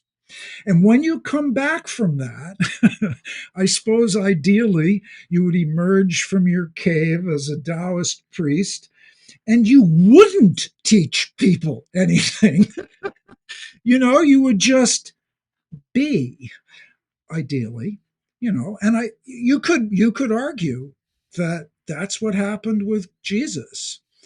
And that then within 100 years, people said, well, we should teach this to people. And then it all went downhill, Right. and there's a lot of Christians who would absolutely buy that, you know, Yeah. that was the origin of Luther in a way, although Luther, he had the whole damn Bible. And now we know that was hundreds of years after Jesus was, the New Testament. Those people, no. Anyway, so I think Jung and Corbin, in their heart of hearts, they're pointing at the experiences of Jesus, of Muhammad, of the Buddha. You pick your favorite. And they're saying, you too can have this. Now, Corbin's large scale project was what he called the Harmonia Abrahamica, to show the hidden connections amongst the religions of Abraham. And the fact that we've been fighting each other for as long as, this has been around, and that's not really a good thing. And we all really share this central intuition. But then if you ask him what it is, because it's Gnostic, he has to shut up. So, well, you kind of got to experience it yourself. And that's not enough. Or at least in many cultures it's not enough. You can imagine a very small culture where it would totally be enough, and you'd apprentice yourself to Jesus, and you just follow him around until he died, and then it would go all to hell. you know but so there is a kind of knowing. Here's the take home message. There's a kind of knowing that it seems to be similar between what Jung is saying. I don't know about Hillman. See, Hillman is so, we were pointing at this earlier. Mm-hmm, Hillman mm-hmm. is really resistant to anything that and this is, take this with a grain of salt, because it's my feeling about Hillman. Yeah. Whereas Jung is really happy to talk about this unifying, centering experience, and then have a diagram of the whole Mm-hmm. person. And Corbin waxes lyrical about what he calls the angel out ahead. Don't let me lose my thread here, but this is a story that is so much fun. Yeah. In Zoroastrian angelology, at least in one of the myths, there is the idea, Corbin tells us, of the angel out ahead. Yes, And yes. every being of light has an angel out of head. So that's like every angel has an angel. And that's your individuating principle. It's, and it's always receding, which is, for Corbin, I think this is true. It's no, I don't. I know it's essential for Corbin that Yeah. this process of individuating, which he doesn't use much except in the years that he first goes to Eranos, then he abandons it because he doesn't really need it. He's got other terms, but he does use Jungian terms for a while. That process of individuating is endless. I mean, it just, because it's infinite, man. I mean, it's just infinite. And then the kicker is, even the divine being has an angel out ahead. Mm-hmm. Otherwise, what? Otherwise, he'd think he was supreme, and he would think he was perfect, and the whole thing would freeze up like Hegel's phenomenology. It's Yeah. done. Right, right, right. Yeah, yeah, yeah, yeah. Yeah. But no, that's not in the Zoroastrian myth, as Corbin tells it. That's not what happens. Even the supreme being has this angel out ahead. So the process of individuation, Corbin's got this otherworldly thrust, which I sometimes love and I sometimes fight against extremely, because I want it to be imminent. Right, right. Which gets us to another thing I need to talk about. But where was I going with that? The angel out ahead. Yes, Okay, I don't know if that gets you and back there. Hillman. I wanted Yeah. to see. Hillman is, in my experience of reading him, really allergic to transcendence and the spiritual. And I think that the reason for that is that because he sees it go off wrong so often.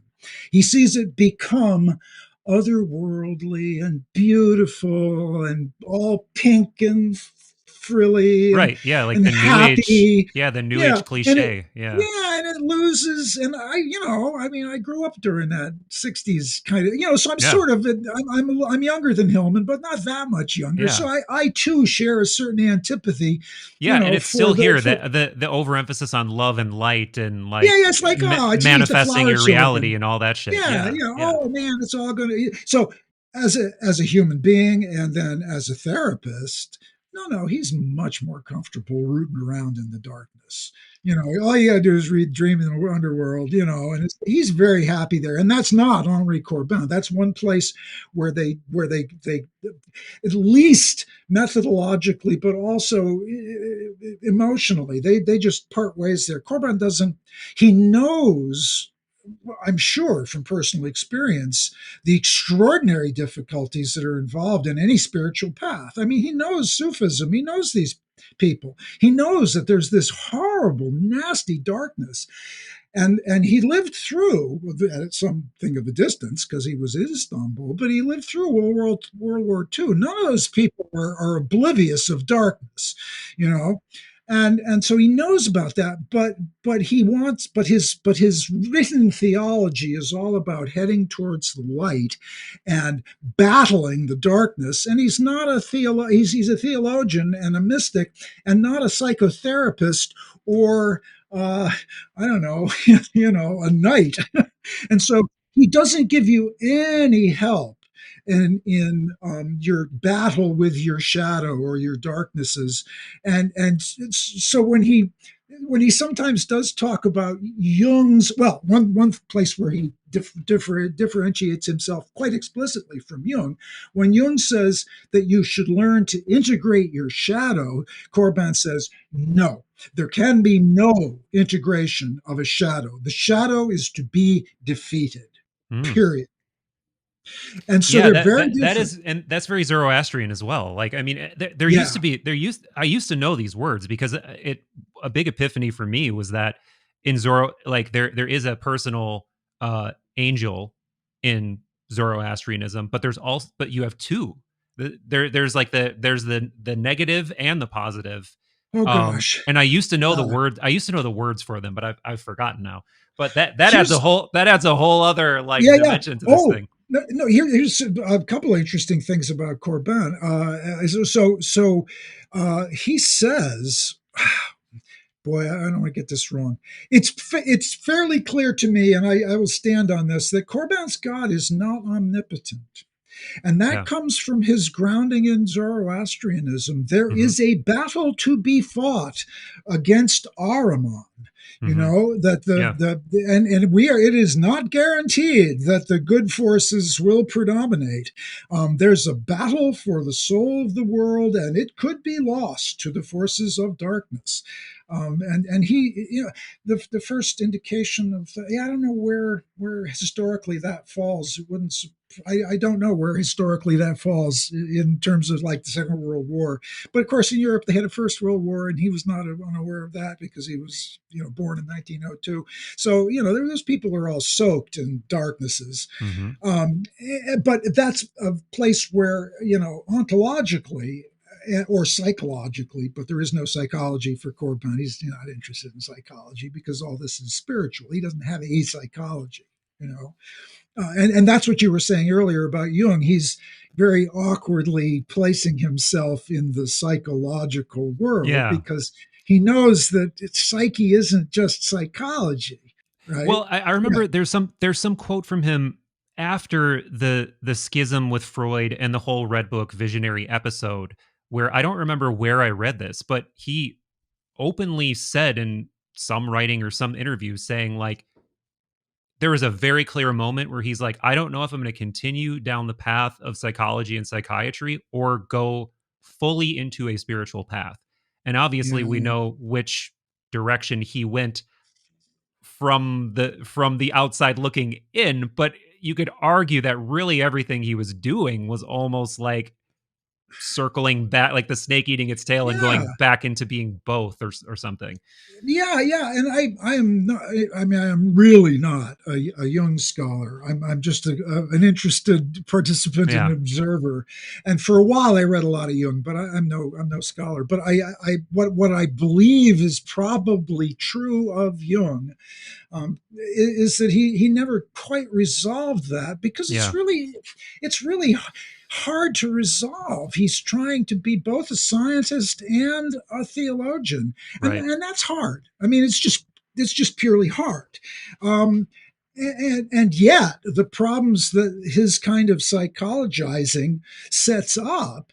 Let's see carry this through because I thought about Jung and Hillman and Corbin kind of as a sequence for years and years. Jung had that problem: am I a scientist or am I a theologian? And he's working as a psychologist, and there's a tension there. Somewhere he said, whether God exists. I mean, at some point he says, I know God Yeah, exists. Other yeah. times, The BBC interview. Yeah. he's much better to say, I don't know. I'm a psychologist. I know the archetype exists. But, Right. yeah. And that break, people want to know if God exists. And Oh, but so what you need then, I think, this goes back to the Iboga experience. You need to give up that question, does God exist or does God not exist? Because when you ask that question, it's really unclear what you mean by to Yeah. exist. Or God. Does God exist Yeah. like my coffee cup exists? Right. No. Does God exist like I exist? No. Well, how does God exist? Well, he doesn't. I mean, there are plenty of postmodern theologians who say, oh, he's beyond being. He's Right. totally beyond being. They're all post-Heideggerians, and yeah, no, God doesn't exist. And Corbin's happy to point to medieval theologians. What's his name? Who's named Angelus Silesius or somebody? I'll get it wrong. Or Burma. Oh, they didn't really think he existed either. They thought he didn't exist, except he does exist in some other sense. And so, you know, what I mean, one of the problems is we're finite beings, and we don't with finite languages, and we're trying to ask questions. And here's where Kant comes in. Kant says, shut up. You just can't talk about that.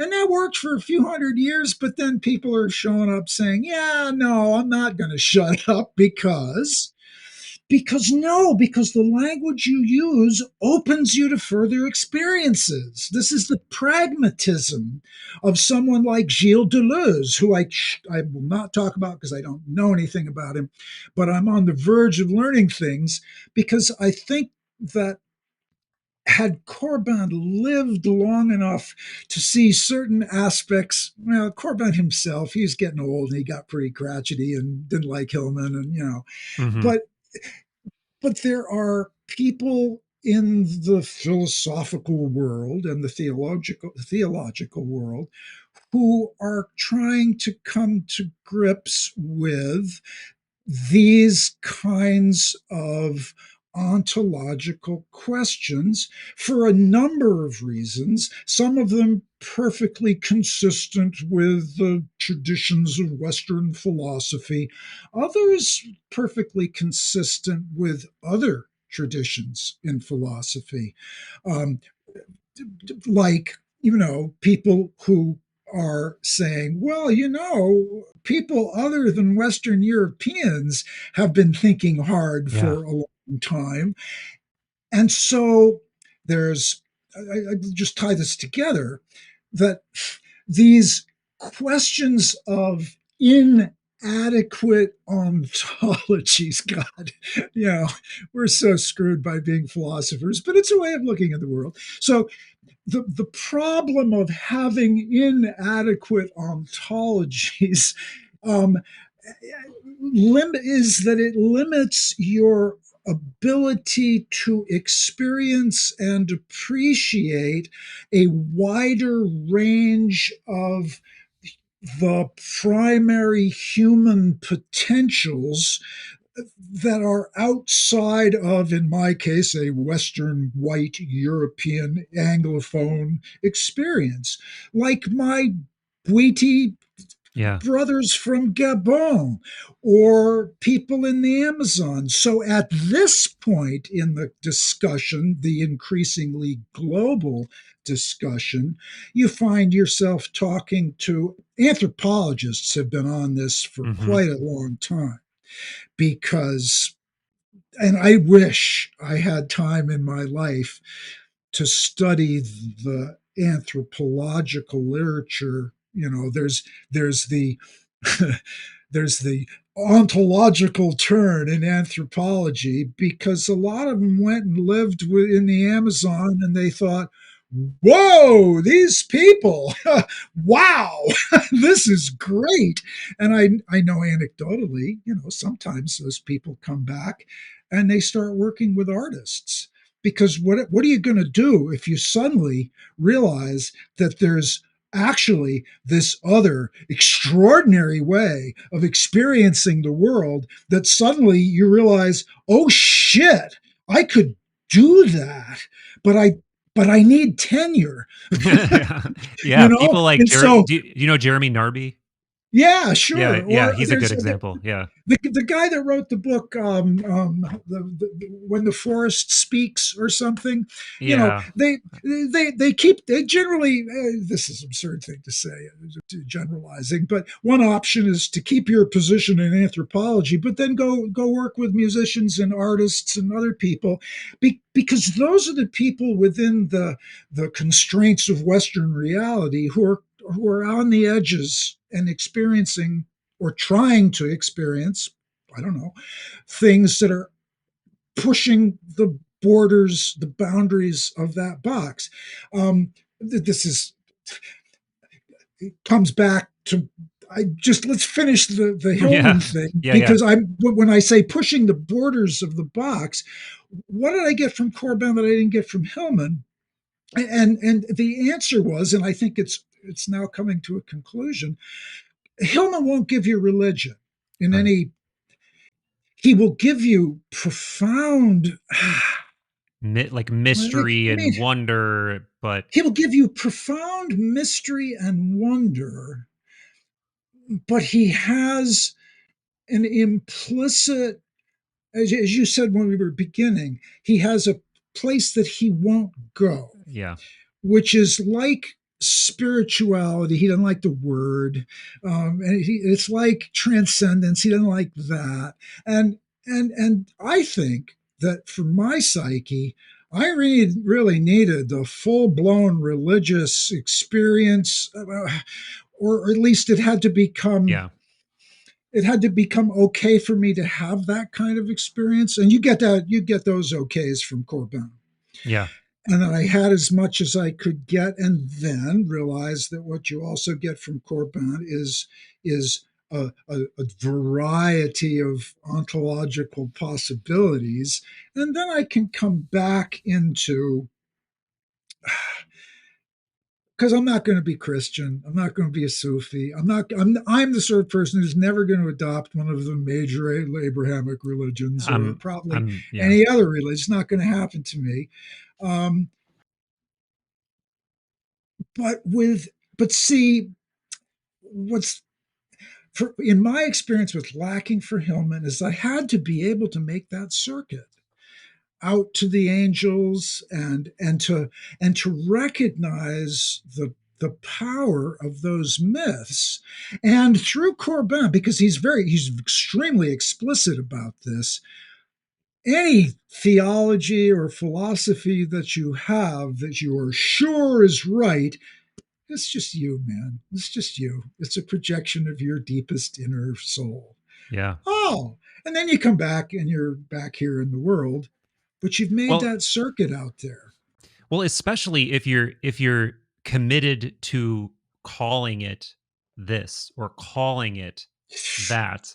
But is there maybe, and maybe this, I don't even know if it's possible to riff on this in any kind of brief way, but oh, and before I forget, um I I know some people now who knew Hillman personally. I've become pretty friendly with his son Lawrence, who's very Mm, brilliant in his own right.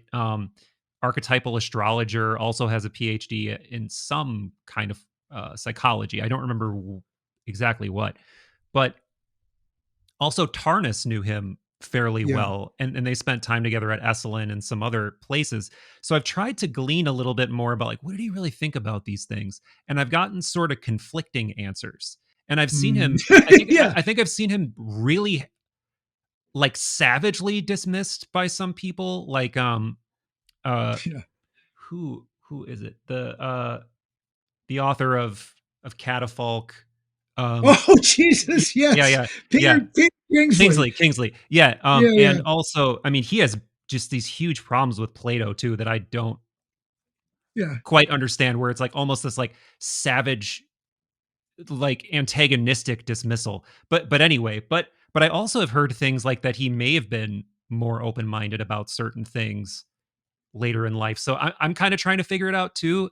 And but I also, when I'm talking to Lawrence, I don't want to make it about his father. You know, like that's Yeah, like yeah, right. cliched thing number one. Um, Yeah, because yeah, Lawrence is great in yeah. his own right. But yeah, I'm kind of still digging at that question. But regardless, what I maybe we could try to wrap up on is, I totally agree that at the end of the day, like there is this projection that occurs, and whatever philosophies you're drawn to, in a sort of Robert Anton Wilson sense, right? That's your reality tunnel, baby. That's your bias. You're just going toward the things that innately resonate with you, and then but then you get into that same Kantian deconstruct your reality tunnel and see that everything is sort of like in this uncertain mystery of object and subject. But I also don't think that that's what you're trying to get at. I think, if I, unless I'm misreading you, because it seems like, I won't try to summarize your thoughts, but it does seem like you kind of end up in this more idealist place where there is this truer reality beyond the individual self that we're participating in, but we're not generators of, or something, like in the case Yeah, of that's consciousness. that's yeah, that no, that's yeah, that's another aspect of that's another aspect of everything that we've been talking about. And one way to think about that uh, is that, you know, is to come back to my love for natural science. Um, um, and and here's a thing to bring in, which I had my first intellectual ontological shock. It must have been in 1972 when I was an undergraduate, and I people who've taken my courses are sick of hearing this, but I had a historian as a professor. His name was Ferdinand Edward Krantz, and we Hmm. called him Mr. Krantz back in the day. And he was a peculiar guy. He was really brilliant. They tried to get him to go to Harvard, and he said, "Oh no, I'm very happy at this little school." And he was an early, gosh, um, hermeneutic analyst of.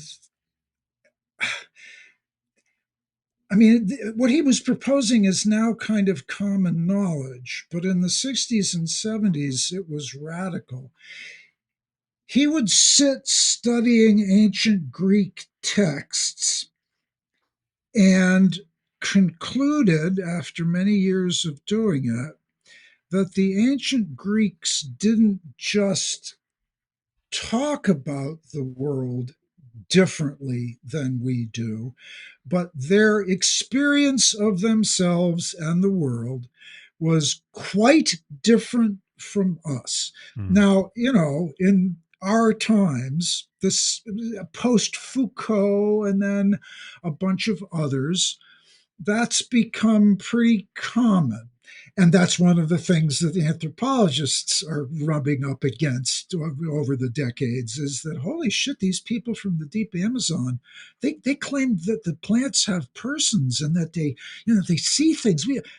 And Ed Krantz was saying that no, the ancient Greeks and what he called the ancients, their experience of reality was very different. I took that as an ontological statement, which he meant it that way when I was, you know, 18 or whatever I was. And I said to him, Hmm. and this is as much characteristic of me as anything, but Mr. Chris, what about rocks? I mean, something grounds. I mean, if there were an ancient Greek standing here, I could go right through him with a sword and he would die. Oh, he says, I don't know anything about rocks. You know, he refused to engage that except to say that over the ages, people's experience of themselves and reality had changed. And he thought that was kind of interesting and very important. And he said, I suspect that our experience as Western technological people is neither common nor normative. And Hmm. at 18, I thought, oh dear, what does that? So that was my version of LSD. It was like, Yeah. oh dear, that is both liberating but also really scary. And back then, I wanted the rocks. Okay. And that encapsulates it for me. If you're going to do a Robert Anton Wilson kind of thing and say, "Oh, it's your reality tunnel," well, yeah, but there are rocks, and I can shake your hand, and we do share some sort of material realities, and I need to know where and how to distinguish my rock, and I always have a rock with me, from my image, or here we go, from all the constraints that hold me back that I have inherited from my ancestors, which are probably just as damaging as if I were to hit myself on the head with the rock. So there's constraints of the one sort and constraints of another, and you could put those on a continuum as Western, so you got real over here and you got Hmm. totally fantastic and unreal and just chemistry. It's just a silly little chemistry, which is why psychedelics work. I mean, of course, it's just chemistry. No, no, I'm not, and that's what Corbin refused. It's what Hillman refused, and it's what Jung didn't have any choice but to refuse, Right. because he actually had those experiences. Oh shit, this stuff is actually real, Yeah. but oh dear, how am I going to convince Freud of this? How am Right. I going to, how am I going to, and we still don't have good answers to that. And 40 years later, after encountering my own demons coming out of my skin, having to pull over on the Pennsylvania Turnpike and say the Lord's Prayer because, oh shit, there's demons coming out of my face. You know, I still don't know how to answer this question. And one of the things that I'm most excited about now, and it's too late in life to start this project, but I think that Gilles Deleuze and the Deleuzians are really on to this kind of issue. Mm. I have the suspicion, and your readers, your listeners should know that I don't know squat about Gilles Deleuze, I don't but either. I've read a little bit in those areas as a result of reading Jeff Kripal's stuff and Eric Okay. Davis's Yeah. stuff. Right. Who, by the So, way, you so look like you could be related to.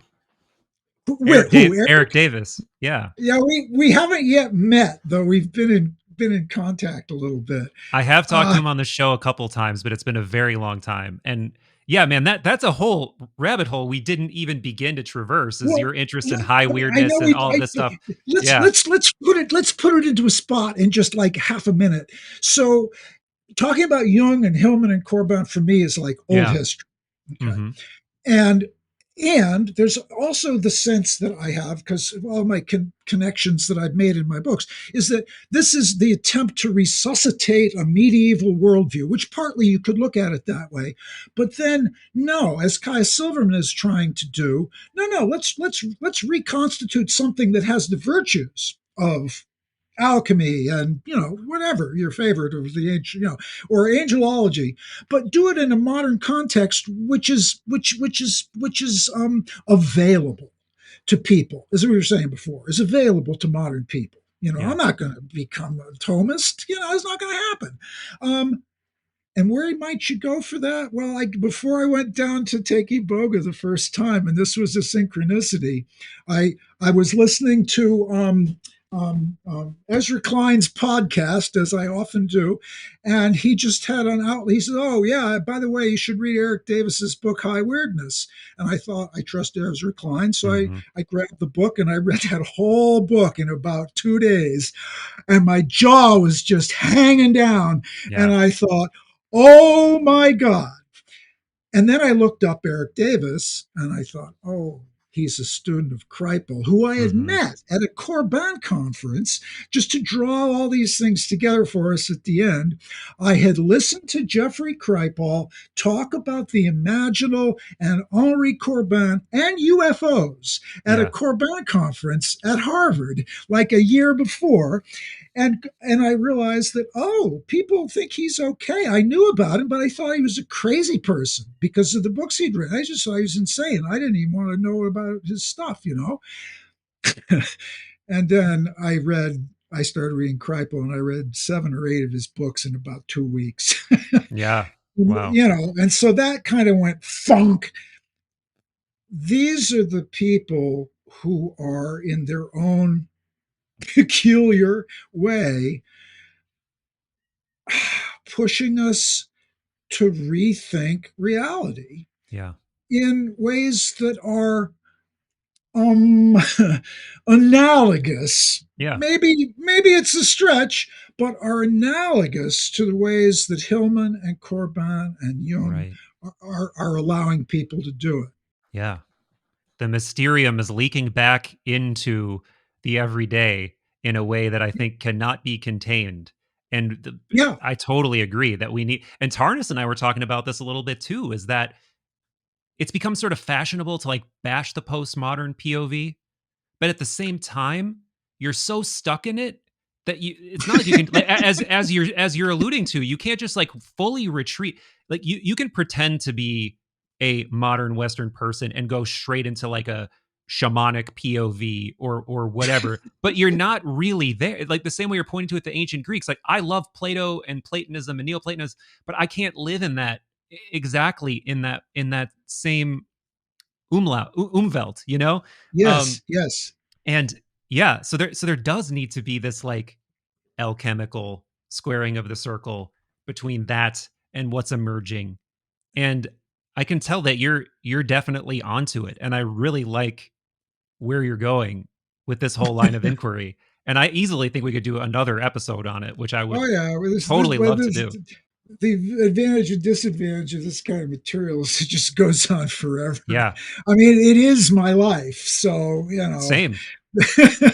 I'm interested in this in a yeah. I wish I were a little more adept at telling people what to do, Right. you know, because that's the take home message. Well, how do I do this? For me, because I'm the peculiar person I am, thinking is, or whatever this is, Yeah. we call it thinking. And I don't know even, oh, Deleuze. I got to learn Deleuze. Yes, it seems to me from a couple of things that I have read about Deleuze that he points people in the direction of a kind of intensity of living as an ideal, which in itself would be transformative. And you need to have, what do you call it, guardrails Right. for any of the paths that you go down. And so I think that writing, painting, Yeah. any of the arts, actually, there's a special place in my heart for music Me too. as maybe the premier mode of human transformation. Uh, but all of those are traditions. Hmm. All of those have processes set in place whereby you learn your craft. Yeah. And you can still go crazy. I mean, in a good way and in bad ways, in poetry, in music, in the arts, in painting. So for me, it's thinking and talking crazy. But for others, I think if you have a sense of what do they call it? Affordance. you know, all of these ways of enacting things in the world give you a certain set of affordances. For others, it would be, oh gosh, it would be being with other people and partying.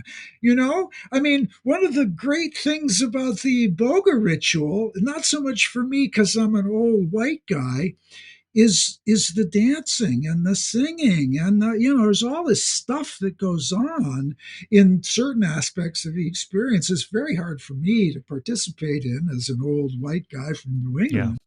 It'd be hard Um, for me as a younger yeah, white guy too. yeah, yeah, but gee, I just wish I were, 16 years old now, because, there's a lot of really awful shit going on in the world now. Yeah, But when I think that, and it's not wrong, I always think of Rumi and his father.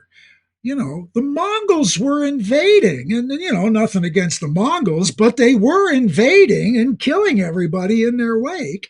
And Rumi turned out, to be a kind of spiritual genius anyway, yeah, even though they had to leave their home and go all the way to Konya, you know. So there have been people who have managed to be,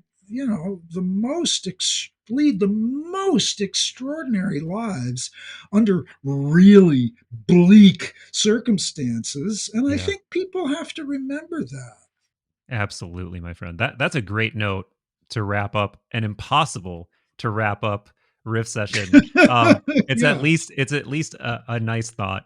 I know you mentioned you have some classes. You've got a bunch of books out. Is there anything in particular right now that you would want to point people toward? Oh gosh. Well, I mean, I do have a Substack. I used to have a little newsletter, but I switched to Substack because new people sign on.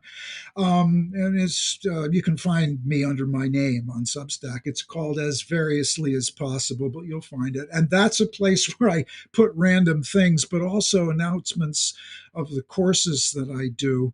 And if you could stand listening to me for this long, then you might enjoy the courses, because it's usually me monologuing for like an hour, and then we have half an hour for questions.